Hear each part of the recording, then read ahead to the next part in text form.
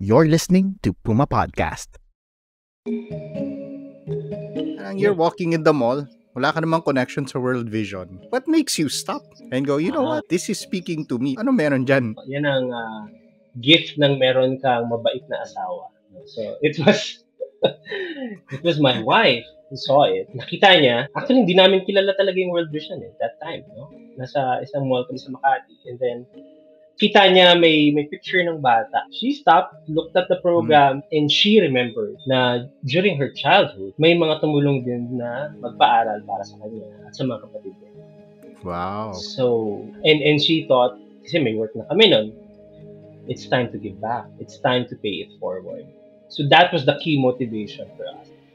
What you're about to hear is an excerpt of an upcoming episode of A Better Normal, another Puma Podcast production hosted by our editor-in-chief, Carl Javier. He speaks to June Godornes, Interim National Director for World Vision Philippines, about how he first got involved with the Global Humanitarian Group and how their work of empowering children has helped bridge gaps in local communities. Didn't take us long to make that decision. Mapit siya sa akin, we had that short conversation. There was a tug sa heart namin. And during that time, yung panganay namin, isa pala yung anak namin noon, yung pangalan niya Nika. And my wife found a picture of a boy named Nico. O, ano naman yung chances, di ba, na meron kang Nika, tapos meron kang batang Nico. And for some time, no, when we started sponsoring Nico, nagsulatan yung mga anak namin, nag-exchange sila ng mga drawings and ng mga letters. Hindi siya accident. Now, laking bahagi na ng World Vision sa buhay namin. And we've been sponsoring kids for more than 15 years now.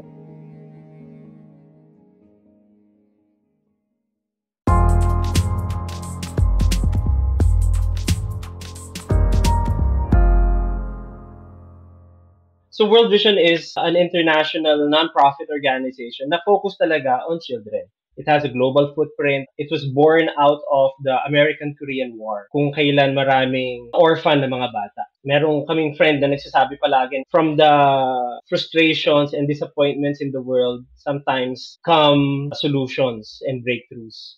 And that was the journey of World Vision. Fast forward to our time today, we're talking about children who are the most vulnerable members ng society. Sila yung naiiwan pagka merong bagyo, sila yung nakakalimutan pagka merong lindol or sunog. Minsan sila yung napapabayaan. But things have changed, especially dito sa Pilipinas. Marami ng mga organization that put the children's welfare and well-being sa harap. No? Ang dami ng gains, pati ng advocacy about children. Ang dami na ring batas to protect children's rights.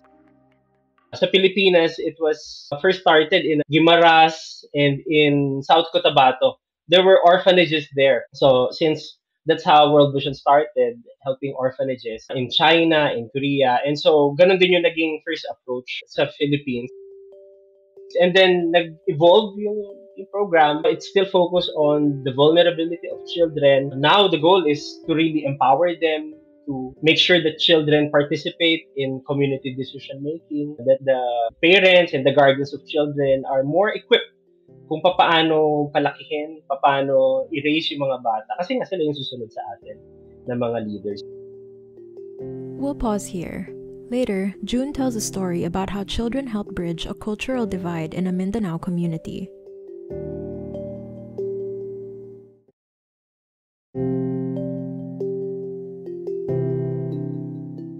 I remember in one of our programs in Mindanao. Sa Mindanao kasi hindi lang siya humanitarian work pagka merong disaster. What we do is development work, and it takes some time to do that. Doon sa isang peace building project namin, merong community na nag-aaway. And it's a community of Christians and community of Muslim. So, ang tagal-tagal ng issue yon, nag-aaway yung community. We gather the children, sa tingin nila ano ba yung possible na solution para ma-bridge, ma-build. Tapos, children talk. Yung akala naming sobrang lalim na issue, napababaw ng mga bata. Sabi ng mga bata, kaya naman nagagalit yung Muslim community. Kasi, yung isang community, ang business nila, barbecue.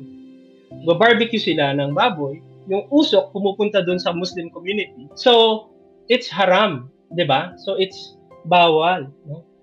So yun pala yung issue nila kasi feeling nila hindi sila respected, no? Nababastos sila. Sabi ng mga bata, ba't hindi na lang po kaya kayo magtinda ng chicken barbecue? Sabi namin, bakit wala nakaisip sa atin nun? Chicken barbecue lang pala ang sagot. They shifted. They sold chicken barbecue.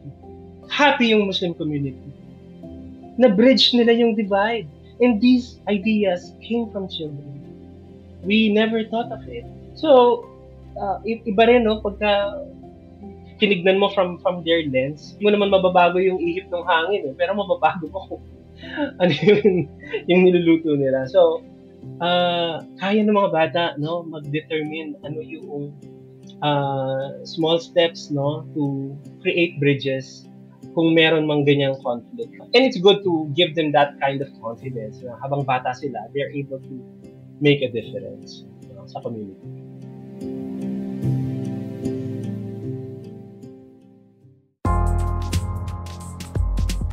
And that was today's episode of Teka Teka. I'm Bella Perez Rubio. If you found this story inspiring, why don't you share it with a friend who might need a touch of inspiration today? And keep an eye out for the full cut of this conversation on A Better Normal, our show featuring innovators working to build a future worth looking forward to. The special series that features World Vision and other impact-driven organizations is supported by Pushpin Visuals. Mark Casilian edited this episode. Our executive producer is Jill Caro, and our editor-in-chief is Carl Javier. Thanks for listening.